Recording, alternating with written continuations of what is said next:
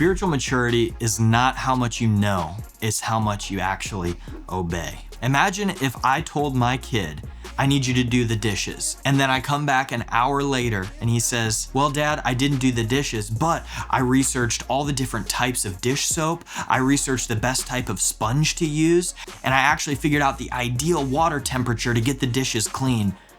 I'd be like, okay, that's great, but did you do the dishes? We do the exact same thing to God. We can quote the Greek, Hebrew, and Aramaic. We know all the Bible commentaries. We've heard all the sermons, but we don't actually do it, which is the one thing that God is asking of us. James 1:22 says, let us not just be hearers of the word, but doers of the word. Can I tell you that in the modern information age, you have heard more than enough sermons and you know more than enough scripture to actually have a radically different life if you would just live it out and obey what the Lord is saying. But all too often, people equate spiritual maturity with being able to quote the Greek, Hebrew, and Aramaic and how much scripture you can recite from memory. And of course, that's all great. By all means, do that. But true spiritual maturity is actually contingent on how much of the word you actually do. If you know every single scripture in the entire Bible by memory,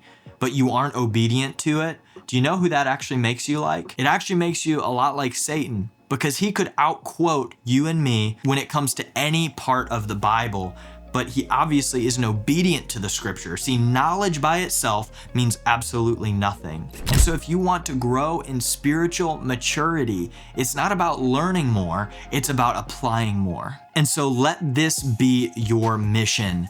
Do the scripture that you know. If you can make that one thing a value in your life, then you're doing better than 99.9% of self-professing Christians, because you'd be surprised how few people actually just do the basics. So remember, spiritual maturity is not how much you know, it's how much you obey. If this helped you, help me by hitting the thumbs up, subscribe, and drop a comment and let me know what stuck out to you the most. And then I think you'll really like this video. Check it out, and I'd love to hear your thoughts on this one too. So maybe I'll see you in the comment section of this video after this one. All right, thanks so much. See you soon.